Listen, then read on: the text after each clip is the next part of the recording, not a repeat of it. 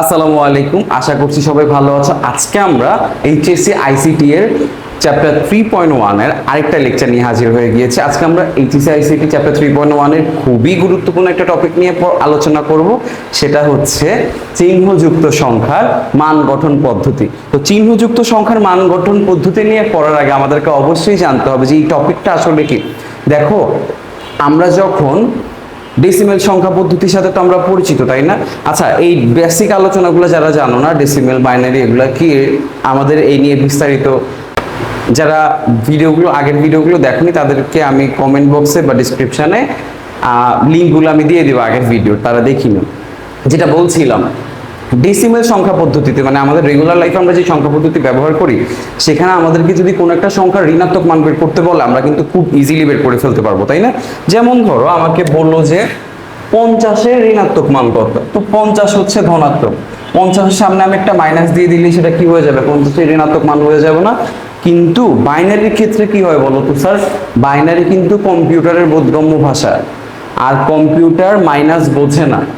So মানে minus চিহ্নটা বোঝানো, তো কম্পিউটারকে ঋণাত্মক মান বোঝানোর জন্য কিছু পদ্ধতি আবিষ্কার করা হয়েছে যেখানে মাইনাস না ব্যবহার করে বাইনারির ঋণাত্মক মান ব্যবহার করা সম্ভব হবে। তো এখন অবধি এরকম 3টা পদ্ধতি আবিষ্কার হয়েছে। কি কি দেখো স্যার, ফার্স্টেই আসে প্রকৃত মান গঠন পদ্ধতি, তারপর 1-এর পরিপূরক, অ্যান্ড লাস্টলি 2-এর পরিপূরক। প্রথমে আমরা প্রকৃত মান গঠন পদ্ধতিকে এটা একটু দেখি, চলো স্যার। তো দেখো, প্রকৃত মান গঠন পদ্ধতিতে আমরা কিভাবে ঋণাত্মক মান নির্ণয় করি স্যার? সাইন বিট বা চিহ্ন বিটের সাহায্যে ঋণাত্মক সংখ্যা নির্ণয় করা। এখন সাইন বিট বা চিহ্ন বিট কি জানো স্যার?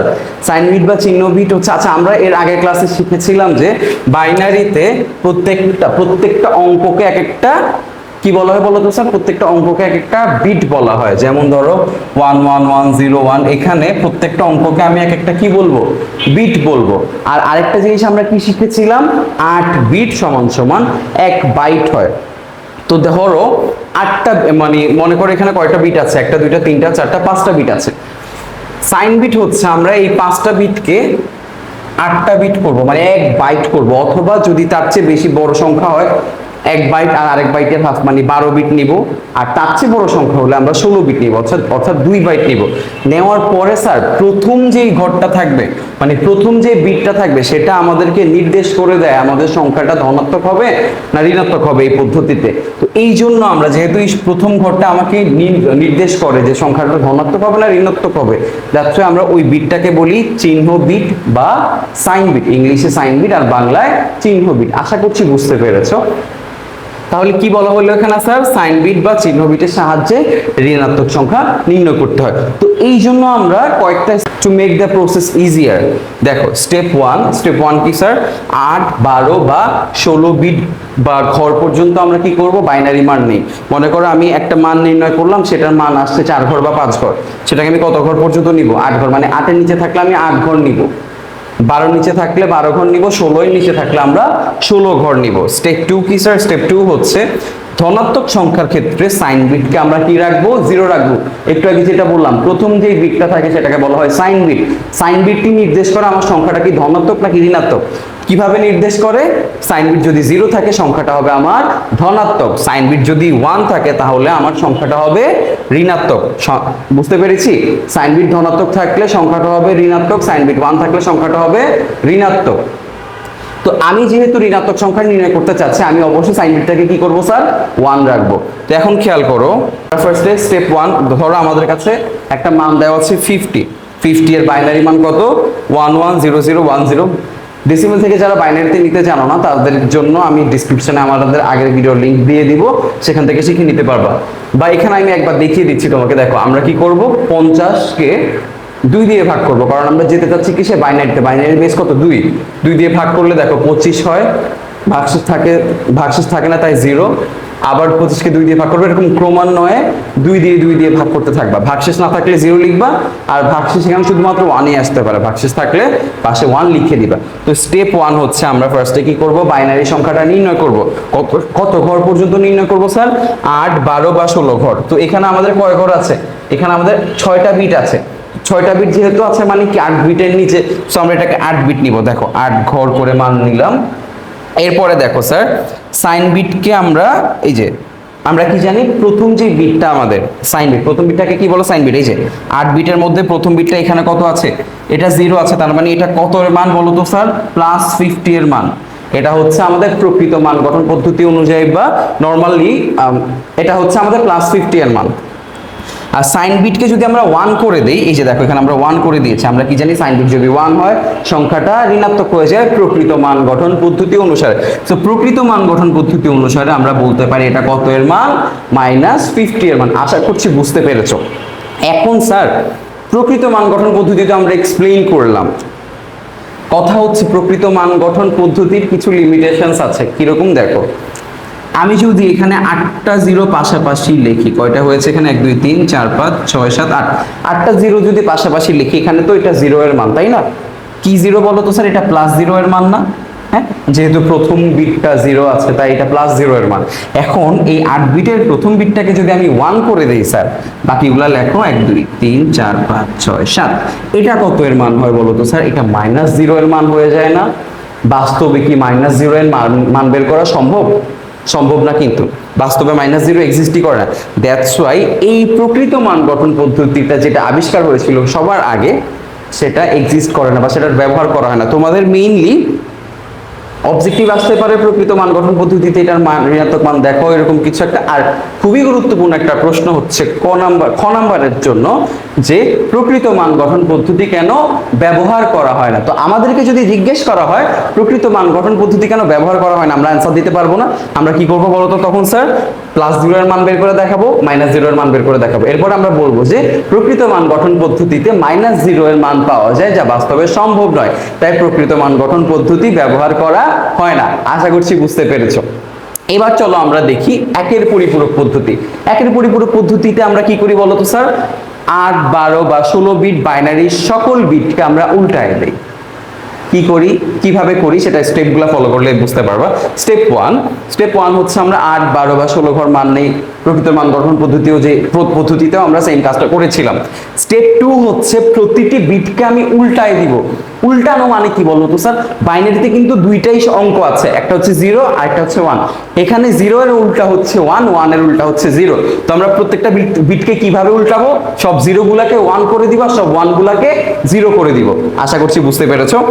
চলো তাহলে এই যে 50টাই করে দেখাই, তাইলে তোমাদের জন্য ইজি হবে বুঝতে। 50 এর বাইনারি মান আমরা কত নির্ণয় করেছিলাম, 1 1 0 0 1 0। এটাকে আমরা কত ঘর পর্যন্ত নিয়েছিলাম বলো তো, দিতে হবে বলো তো স্যার, যেহেতু এটা 8 বিটের নিচে আছে 8 বিট নিয়েছি আমরা। দেখো 8 বিট করলাম, 8 বিট করার পর আমরা কি করলাম, প্রত্যেকটা বিটকে দেখো উল্টায় দিছি। 0 1 হয়ে গেছে, 1 0 হয়ে গেছে, 0 0 1 1 হয়ে গেছে, 1 1 0 0 হয়ে গেছে, আবার এখানে 0 0 1 হয়ে গেছে। সো আমরা প্রকৃত মান গঠন একের পরিপূরক পদ্ধতিতে বলতে পারি কি এটা হচ্ছে -50 এর মান। হোপফুলি তোমরা বুঝতে পেরেছো। তবে এখানেও লিমিটেশনস আছে। কি লিমিটেশন দেখি চলো। 8টা 0 লেখো আবার, এটাকে আমরা কি বলতে পারি, অফকোর্স +0 এর মান। সবগুলোকে উল্টে দাও, এটা তাইলে কি হবে বলো তো স্যার, এটা তখন হয়ে যাবে -0 এর মান, যেটা প্রকৃতপক্ষে কি সম্ভব না। সো এখান থেকে আমাদের সেম কোশ্চেন আসবে যে একের পরিপূরক পদ্ধতি কেন এক্সিস্ট করে না বা একের পরিপূরক পদ্ধতি কেন গ্রহণযোগ্য নয়। তখন আমরা কি বলবো বলতো সব সেম ভাবে +0 এর মান বের করে দেখাবো, -0 এর মান বের করে দেখাবো। এরপরে আমরা বলবো যে একের পরিপূরক পদ্ধতিতে +0 এর মান পাওয়া যায়, যা প্রকৃতপক্ষে সম্ভব নয়, তাই একের পরিপূরক পদ্ধতি গ্রহণযোগ্য নয় বা একের পরিপূরক পদ্ধতি ব্যবহার করা হয় না। হোপফুলি বুঝতে পেরেছো। তো এই দুইটা যেহেতু এক্সিস্ট করে না বা ব্যবহার করা হয় না, অবশ্যই আরেকটা পদ্ধতি আবিষ্কার হয়েছে, সেই পদ্ধতিটা হচ্ছে দ্বিয়ের পরিপূরক পদ্ধতি, এবং যেটা গ্রহণযোগ্য। কি করি আমরা দেখো দ্বিয়ের পরিপূরক পদ্ধতিতে, দ্বিয়ের পরিপূরক পদ্ধতিতে আমরা যেটা করি সেটা হচ্ছে একের পরিপূরকের যেই মানটা একের পরিপূরকের মানের সাথে আমরা 1 যোগ করে দিলে সেটা কি হয়ে যাবে, দুইয়ের পরিপূরক হয়ে যাবে। সিম্পল হিসাব। তো স্টেপগুলো কি কি ফলো করতে হবে তুমি যখন শুধু দুইয়ের পরিপূরক করতে যাবে। স্টেপ 1 হচ্ছে 8 12 বা 16 ঘর মান দিবা ফার্স্টে, সব জায়গায় যেটা আমরা করে এসেছি। স্টেপ 2 হচ্ছে মানগুলোকে বা বিটগুলোকে আমরা সবগুলোকে কি করব, উল্টে দিব। যেহেতু আমাদেরকে ফার্স্টে একের পরিপূরক করতে হবে, একের পরিপূরক আমরা কি করেছিলাম, উল্টায় দিয়েছিলাম না স্যার, সবগুলোকে উল্টিয়ে দিয়েছিলাম। এখানে আমরা সবগুলোকে উল্টায় দিব। উল্টানোর পরে কি করব, স্টেপ 3 তে গিয়ে আমরা উল্টানো মানের সাথে 1 যোগ করে দিব। হোপফুলি বোঝা গেছে। চলো আমরা তাহলে একটা করি, সেম কাজটা করি 50 এর মান দিই, তাহলে আমাদের জন্য বুঝতে ইজি হবে। 50। এখন একটা জিনিস খেয়াল করো স্যার, 50 এর বাইনারি মান আমরা কত পেয়েছি, 110010, এটাকে আমরা 8 ঘর পর্যন্ত নিলাম। এই মানটাকে আমরা কি করব, উল্টে দেই। উল্টে দিলে কত হয়, 11001101। উল্টানো মানের সাথে আমরা এখন কি করব, 1 যোগ করব। কিভাবে 1 যোগ করি, বাইনারির যোগ কি পারো স্যার তোমরা? চলো একটু দেখি। 1 এ যোগ করলে কত হয় বলো তো স্যার? 1 এ যোগ করলে 2 হয়, বাট বাইনারিতে তো 2 এক্সিস্ট করে না। বাইনারিতে 2 মানে কত, 10। তো আমরা 10 থেকে বসাবো কত স্যার, 100 বসাবো, 100 বসাবো। হাতে থাকে কত, তাহলে এই 1টা হাতে থেকে যায় না। নরমালি যখন আমরা ডেসিমেলে যোগ করতাম বা নরমাল সংখ্যা পদ্ধতির যোগ করতাম, আমাদের মনে করো 4 আর 6 যোগ করলে কত হয়, 10 হয়। তো 10 এ 0 বসাতাম, 1 আমরা হাতে রাখতাম না, হাতে রেখে কি করতাম, পরে যে ডিজিটটা থাকতো সেটার সাথে আমরা যোগ করে দিতাম। তো আমরা এখানে 1 এ 10 হয়, 100 বসাবো, হাতে থাকবে কত, 1। এই একটা আমি যোগ করবো কার সাথে, এই 0 এর সাথে। 0 আর 1 এ 1 হয়। এবার কিন্তু আমার হাতে আর কিছু নাই, সো আমরা যা আছে তা বসাই দিই। এই যে 1টা বসে গেছে, 1টা বসে গেছে, আবার 0011। এটাই হচ্ছে 2 এর পরিপূরক পদ্ধতিতে -50 এর মান, এবং এটাই বাস্তবে -50 এর মান বাইনারিতে। আশা করছি বুঝতে পেরেছ। এই পদ্ধতিটা সম্পূর্ণভাবে যুক্তিসম্পন্ন এবং এটাই ব্যবহার করা হয়। আশা করছি তোমরা বুঝতে পেরেছো। এরপরের ভিডিওতে আমরা ইনশাআল্লাহ 2 এর পরিপূরক পদ্ধতি ব্যবহার করে কিভাবে যোগ করতে হয় সেটা দেখব।